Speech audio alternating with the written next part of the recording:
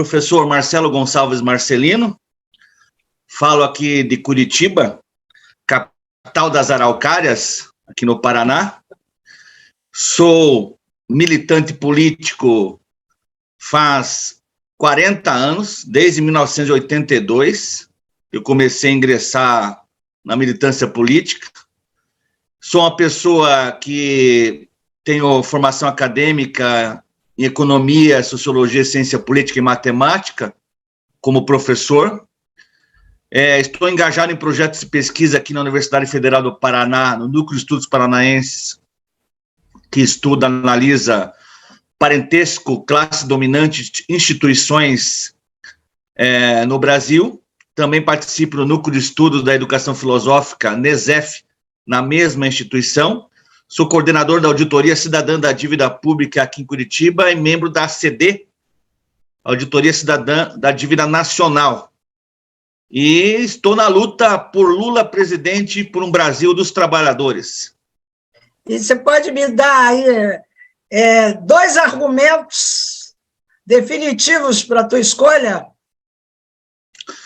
Meu argumento vai na direção do seguinte: nós, desde 2016, entramos numa trajetória de golpe de Estado no Brasil, arquitetado pelo imperialismo dos Estados Unidos, em conluio com a burguesia entreguista e oportunista nacional. E, nesse momento crucial da vida brasileira, é necessário urgentemente restabelecer as mínimas condições da luta política com o Lula, que é o representante legítimo das classes populares, a despeito de qualquer conciliação e reformismo burguês que o Lula faça com a direita tradicional.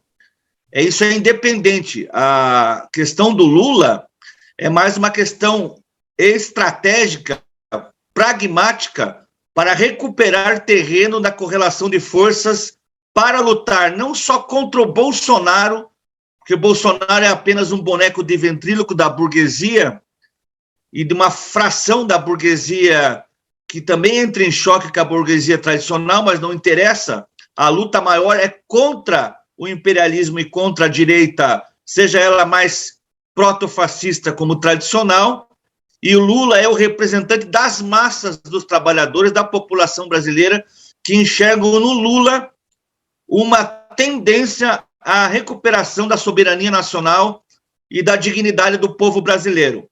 E é por isso que nós defendemos a candidatura do Lula, a despeito do Alckmin ou de qualquer um dessa conciliação burguesa pelo alto, que nós também detestamos e não apoiamos. Apoiamos a candidatura do Lula por um governo dos trabalhadores e do povo brasileiro.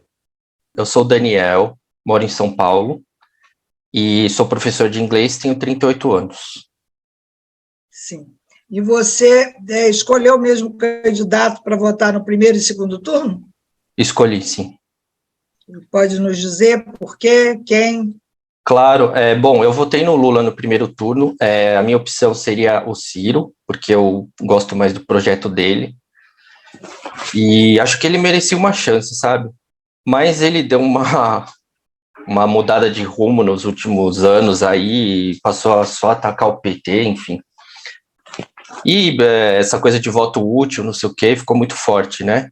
Então eu resolvi votar nele para tentar dar uma força mais para tirar o Bolsonaro, né? E, claro, vou repetir o voto no Lula agora. Os motivos, claro que tem 1 milhão de motivos, né? Mas eu citaria as privatizações, sabe? O Bolsonaro, ele é eu acho que ele não é nada no fim, mas ele se rendeu ao neoliberalismo, né? E o Guedes é um Chicago boy, ele quer privatizar tudo. Eu sou totalmente contra. Então, eles já entregaram a Eletrobras agora, há poucos meses. O Bolsonaro já declarou que pretende privatizar a Petrobras se for reeleito. Então, acho que isso é a destruição do país, basicamente, sabe? E eu gostei do Lula porque ele, apesar de toda a controvérsia da corrupção que aconteceu na Petrobras e tudo mais, né? Que é uma história que todo mundo precisa se aprofundar para entender direito, né? Mas, e também ver todo o histórico, porque eu acho que sempre aconteceu corrupção, isso está no sistema, sabe? E claro que ninguém aprova corrupção. Porém, eu gostei que ele fez a lei da partilha da Petrobras, né, no pré-sal, que exigia que a Petrobras fosse sócia em qualquer exploração do pré-sal. Foi isso, certo? Se não me engano. E ele procurou fortalecer a indústria nacional, com o conteúdo nacional ligado a toda a cadeia da Petrobras e tudo mais, né? E ele não privatizou nada. Então, esse período do PT foi uma pausa, né? Desde o Fernando Henrique, que vinha privatizando um monte de coisa. Telebrás, Vale do Rio Doce e tudo mais. Ele abriu o capital da Petrobras, né? Lá na Bolsa de Nova York, que foi um desserviço absurdo ao país, né? E do Lula até a Dilma, eles não fizeram nenhuma privatização dessas gigantes, né? É basicamente isso que eu teria para dizer. Tá. Você Te pediu agradeço umas duas opiniões. muitíssimo. Você Eu que agradeço, tem mais né? alguma coisa para complementar? Olha, eu quero agradecer pelo seu trabalho, desde que eu te conheci lá no Congresso Nacional da Auditoria, né? E é muito... Nossa, o país precisa desesperadamente de profundidade na discussão, sabe? Porque, ainda mais nessa época de polarização extrema, né? As análises são todas rasas de todo mundo, ninguém sabe nada, é tudo chavão. Por exemplo, privatização, a opinião das pessoas é totalmente moldada pela Globo News, basicamente, sabe? Tipo, estatal é gasto para todo mundo, é gasto para o país, só dá prejuízo, é ineficiente. E não é por aí. Não é à toa que a própria Globo, por exemplo, ou qualquer TV aí, qualquer jornal liberal, não dá espaço para o outro lado mostrar, né? O outro lado. Então, parabéns pelo seu trabalho aí. Meu nome é Neidmar Miranda, sou assistente social, sou servidora pública, trabalho na Prefeitura da cidade do Rio de Janeiro e sou assistente social, né? Muito bem. Olha só, eu queria saber se você votou na mesma pessoa, no mesmo candidato, no primeiro turno e agora no segundo turno. Vai Sim, votar agora no segundo? Com certeza. E qual é a tua escolha? Me dê 2 argumentos para essa escolha. Então, eu votei e vou votar de novo no Lula, né? Porque eu acho que ele é uma pessoa que representa a democracia na atual conjuntura. E como assistente social, né, uma profissional que trabalha com o sistema de garantia de direitos, esta é a nossa melhor opção, né? Sim. Você tem, além dessa questão social, você teria um outro argumento para escolher o Lula? Eu acho que tudo envolve a questão social, né? Mas como também um político que trabalha com alianças, que trabalha com pactos, que trabalha com interlocuções, que aceita a participação da sociedade civil, né? Já fazendo uma crítica ao candidato opositor, né, ao Bolsonaro. Nessa última gestão, tivemos perdas muito importantes, que foi a participação da sociedade civil nos conselhos de direito.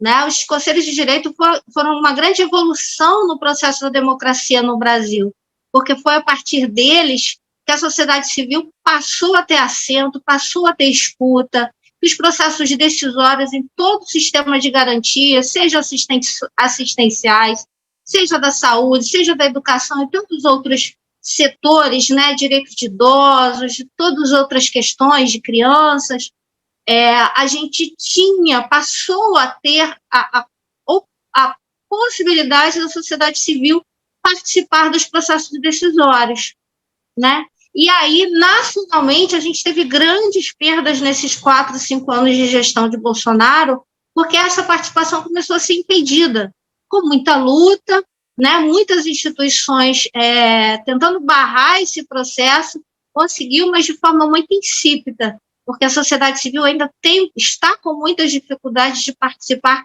desses conselhos de direitos, que já é uma garantia da Constituição de 88, que a gente só perdeu nesses últimos 4 anos, né? E você acha que, se ele ganha no segundo turno, esse desmonte continua? Não, na verdade, se o Bolsonaro, com certeza, eu acho que até pior, né? A gente tem riscos muito maiores, até porque a gente teve um primeiro turno aí com a eleição de deputados, senadores, muito para a linha da extrema-direita, se a gente não quiser dizer que são fascistas mesmo, né? Então, a gente já vai ter perdas importantes, vai ter lutas muito importantes para fazer no legislativo, e aí, se a gente tem um executivo que não colabora, que não faz uma interlocução tanto com a sociedade civil quanto com esses representantes, né, a coisa só piora, né?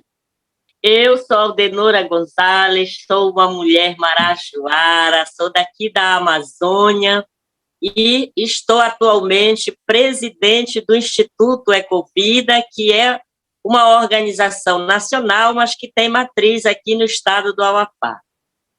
Ah, que bom. Estamos, assim, interregionais, né?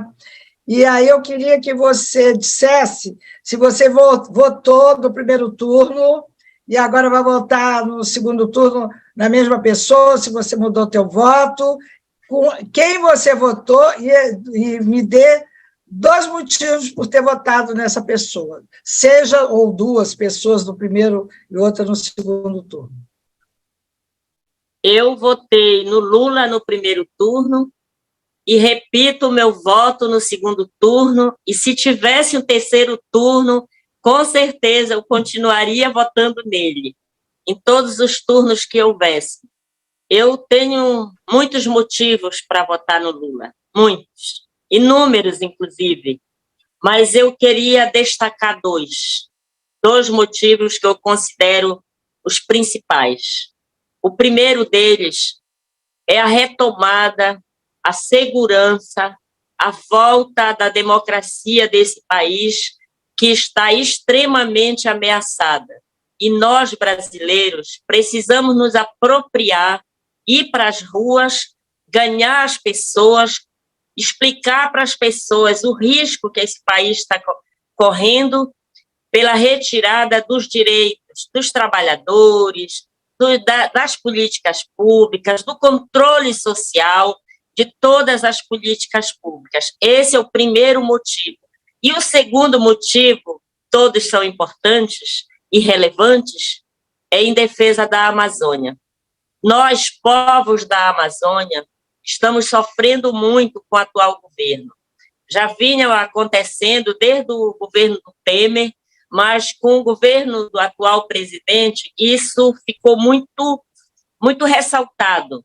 Nós estamos vivendo perigos diretos em todas as áreas, quilombolas, ribeirinhas, com os assentados, nas terras indígenas, porque nós não temos segurança jurídica mais. O atual presidente, de forma lamentável, em todas as suas falas, ele incentiva o garimpo ilegal, o desmatamento da floresta, a derrubada das árvores, a retirada do direito das pessoas que estão nas comunidades tradicionais. Isso é muito sério que vem acontecendo e o povo precisa dizer basta. Nós precisamos dar um basta em tudo que vem acontecendo. E só o Lula é que vai nos dar essa tranquilidade, essa segurança para que a gente, de fato, retome a democracia desse país.